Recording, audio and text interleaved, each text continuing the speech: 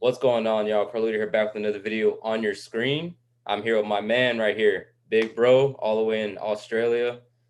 Team, you know, Nunanboy Promotions, man. He's a big fan. He's ride or die for George Gambosos Jr. And tell me about yourself, bro. How have you been? I seen you've been traveling and Yeah. been in the States a lot, bro. How was it?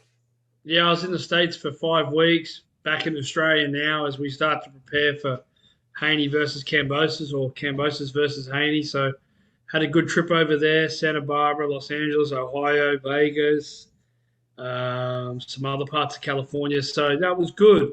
Did a bit of work in boxing, covered the Ryan Garcia Fortuna fight, caught up with Liam Paro, saw some other boxing clients and gurus in Vegas. Didn't get to New York for Jake Paul versus Sim Rockman Jr.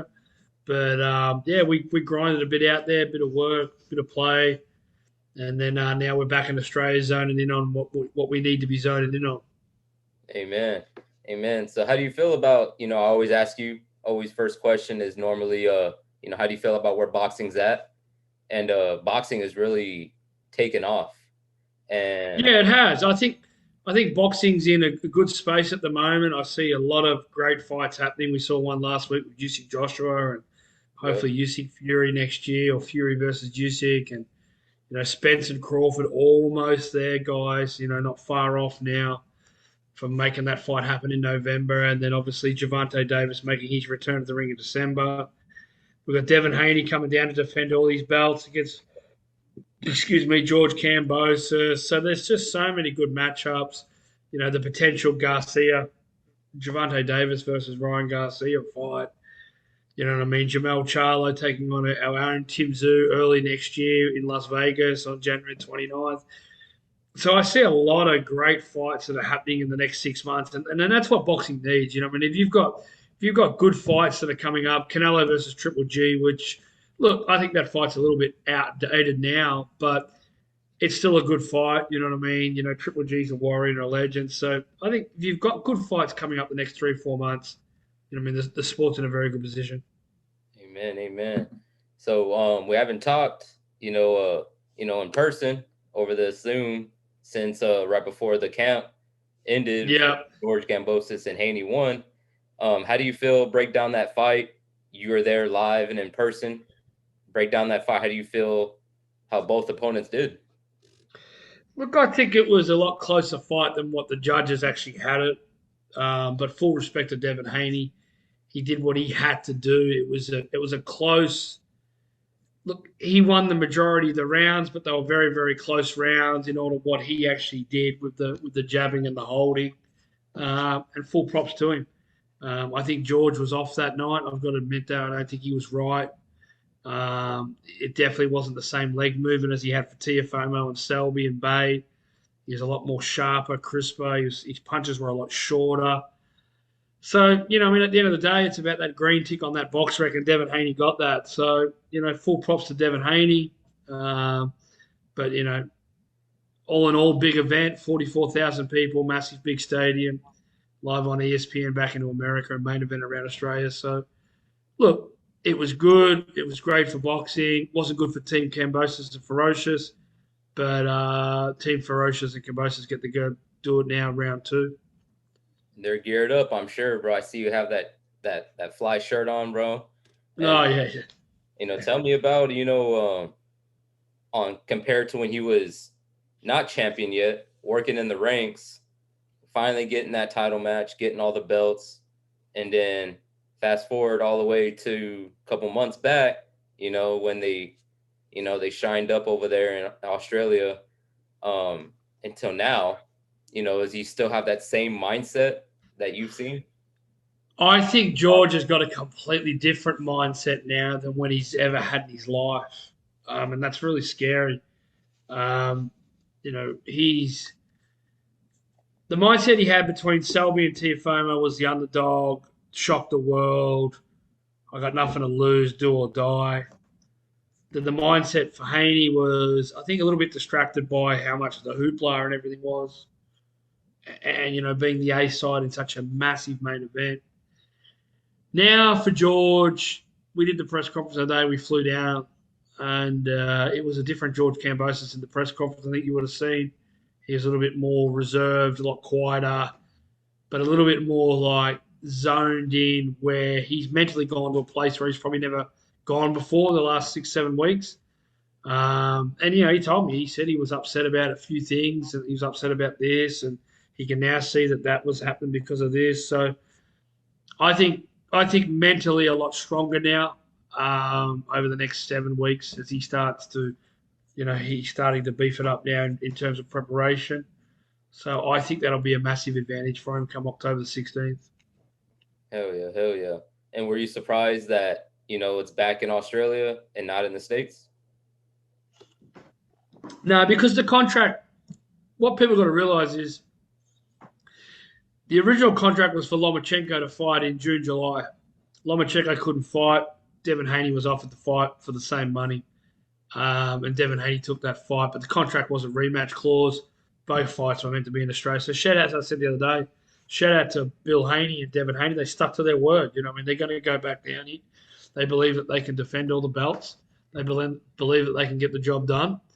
And if they're victorious, they'll probably go on to a Lomachenko fight next year or whatever it's going to be, and it'll go from there. So, yeah, it was always in the works for the second fight to be here in Australia and in Melbourne, Australia.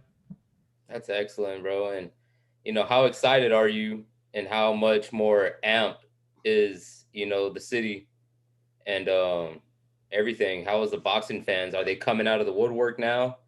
Now that Yeah, to be honest, the Australian boxing fans, they're a different type of boxing fan, very tall poppy syndrome. They're very quick to knock their own fighters and, all that sort of stuff. So, look, there's a lot of people that are very, very excited. There's a lot of people, to be honest, that think it's going to be the same result again. There's a lot of people that think this and that. But at the end of the day, a lot of them actually don't even really know boxing as well. So, look, I think the real boxing fans, the real ferocious fans are really, really excited. It's going to be a better stadium, this one. At Rod Laver Arena, it's going to be more like a Coliseum, a bit like a Madison Square Garden to some degree.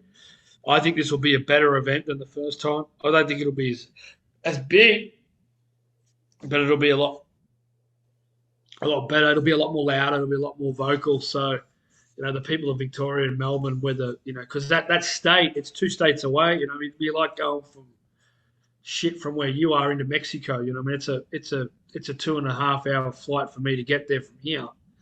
So they're pumped. The media's pumped. We've still got 7, 8 weeks to build it. There's a lot of work that we've got to do in the media and that. But at the end of the day, George Kambosos, he's now the B side. It's up to Devin Haney and Top Rank to really sell it.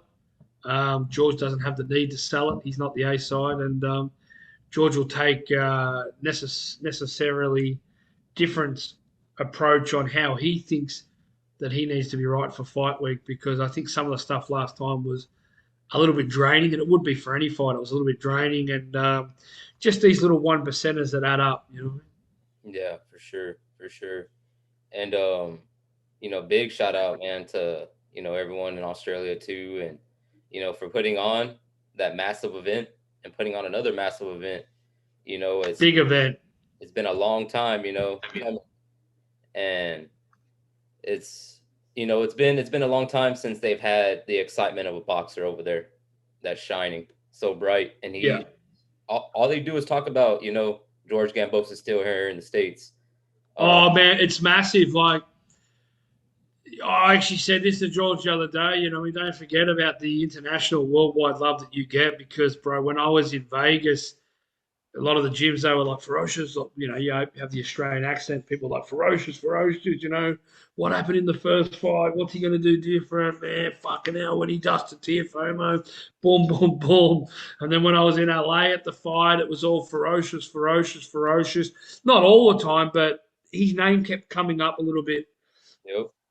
In that lightweight division, So that's really good. I think that's good for Australian boxing. And, with George Kambosos coming through, you got Zarafa, you got Tim Tszyu, Jai Opetaia just won a world title. Shout out to Jai Opetaia, who is our current men's world champion in the IBF at cruiserweight, who beat Maris Briedis in an absolute fucking war. But yeah, Kambosos, Zarafa, Tszyu, Opetaia, Liam Parot, There's around about 6 or 7 men's fighters now that we've all got inside the top 1 and 2 in the world. The funny thing is, George wins this fight. If George wins this fight, he goes back to fucking being the undisputed world champion. Hmm. He has all 5 belts, and he's the king of the fucking 135-pound division. It can just switch so quick. So I'm really pumped for it. I'm going to be really a lot different in the preparation for this fight myself. It was a big preparation last time in terms of media. It's like an emotional roller coaster. So everything's going to be a lot different for this one. For sure, for sure. And talk about the fights, upcoming fights that are coming up. Besides the big one in October, how do you feel about, you know, Triple G, Canelo, but also, San Antonio's own, Jesse Bam Rodriguez, co-main event, Yeah, shining. I'm pumped, bro. Pumped. I love Rodriguez, but I'm pumped. Look, I love Canelo and I love Triple G. I love Triple G more. I was at the first fight Hmm. for Canelo versus Triple G in 2018, I think it was. Didn't get to go to the second fight. I think Triple G won the first fight. I think Canelo won the second fight. I think we're 1-1, but we've waited 3.5 years now, 3 years for the third fight, and I think Canelo's a lot more supreme fighter now than what Triple G has been, and Triple G has been inactive. So that's a big fight, you know what I mean? September the 17th, live on the zone around the world. And I think Canelo should get that job done and get it done late. But you just never know, you know what I mean? What we saw with Triple G earlier on in the year against Murata when he bit down on that mouth guard and really came over the top of Murata and basically broke him and broke his soul. I think Triple G will leave everything on the line in this fight. I think he'll be his own worst enemy. I think if he gets hurt, I think he'll just keep coming forward. He will push forward and go to a place that maybe he hasn't been before. You know what I mean? He's beaten nearly every fighter he's been in the ring with, either by knockout or technical knockout, or a close decision loss to Canelo. I don't think he was ever hurt. So for this, I think Triple G will really bring the dog out and throw absolutely the fucking kitchen sink, the fridge, everything at Canelo to try and get him out. It's a big fight, you know what I mean? And then fast forward to October the 15th, Deontay Wilder's making his return to the ring against Helenius, which is actually on the same day as George Kambosos and Devin Haney. I think it's a big fight for Wilder. It'd be good to see Wilder back and see where Wilder's going to go. And then, obviously, then we start to head into November and December, which I do know for a fact that PBC have still got some big announcements going to be happening for October, November, or more November and December.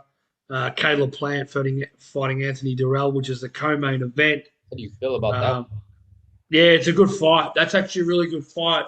That's two dogs, you know what I mean? One, an outside boxer with a bit of an inside dog in Durrell. Stylistically, that's a really, really good matchup. That's a good fight. It's going to be on the co-main. So Deontay Wilder and Helenius. October the 15th, live from the Barclays in New York City. So interesting place, excuse me, where they're having it. But it's a good fight. It's a good card, and I think that's what boxing needs. You know what I mean? Like we can have like this real good main event, but if you can put two or three, like Rodriguez on the other card as well, like this, you can beef them up a bit. You know what I mean? I think that's what boxing needs, and I think that's what boxing's doing. Yeah, and then you got Diego Pachenko, Benavides fight camp. They got him on the undercard. Yep. So it's a stacked card. I'm excited. I'm excited for that Triple G fight and see where it goes and continue putting on for the city, for San Antonio. And Yeah. got billboards. They got billboards up and down the highway of Bam and Franco. How Uh, they really? yeah. This How's Franco doing? doing good, doing good. He's training. Big shout out to Davies Entertainment. I see him there all the time. And then Boxer Station, right down the street from where I'm at, downtown.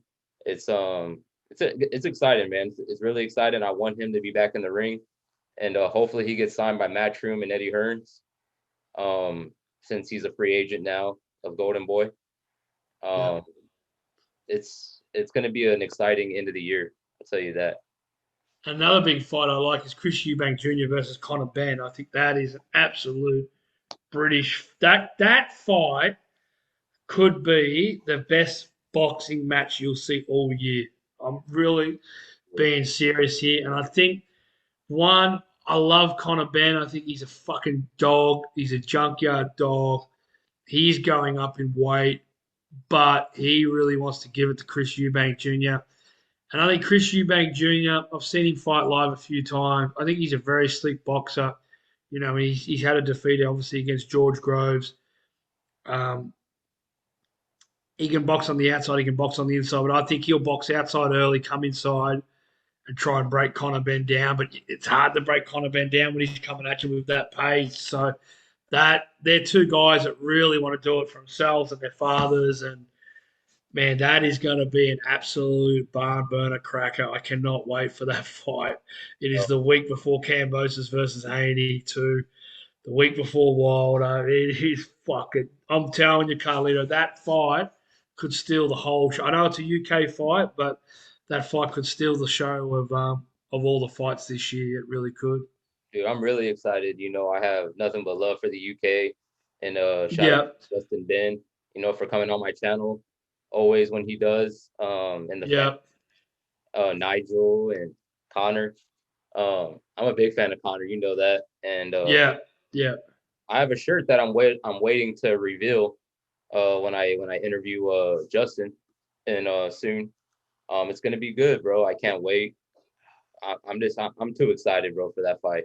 You know. Yeah, that's a crack up, that fight. That's going to be so good. You know what I mean? So I think that's another big one as well. And then obviously Javante Davis. You know, Javante Davis will fight in December. I'm not sure if he's going to fight Ryan, to be honest. I think it could be somebody else. It could be Ryan if it's a 50-50 thing. And then, you know, I mean, I'm kind of pumped for when Jamal Charlo's coming back. Obviously, the Selecki fight didn't go ahead. I'd like to see Jamal. I know he's doing some work now, so I know he's about to announce a fight. I think that fight could be in November as well. I think it could be late November. Um, I think Spence versus Crawford will be early. I think it'll be around about the 11th of November. And then obviously Jamal will go later, then Javante in December, and then obviously they'll go to Jamel versus Tim Tszyu on January the 29th.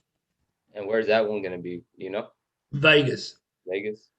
That's Yeah, what that'll be in Vegas. I want it to be in Houston. that would be nice. H Town represent. Mm-hmm. That would be really nice, bro. And you know, I always now I'm starting to do these little questions at the end of the interviews. Is big shout out, you know, to Chris Van, a big podcaster, interviews a bunch of athletes. And one thing he always says, what's four things in your life that you're most proud of? In my life, first four things that I'm proudest, probably traveling and seeing different people and seeing different cultures would have to be one.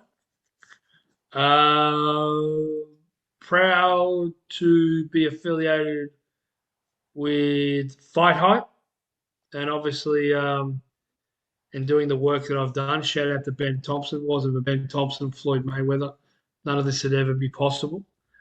That'd be probably those two things. I'm proud of my house. I'm proud of my partner, my dog, and my family that are all healthy. So I think if you get that in check, you can't go wrong. Excellent, excellent, bro. But it's always a pleasure talking to you. And thank you for coming back to my channel. Y'all go follow his links in the description down below.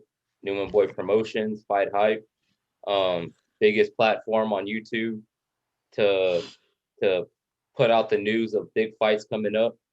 You know, so you can never go wrong with FightHype and Nunanboy Promotions. It's been Carlito. Shoot, Nunanboy Promotions. One love. We out.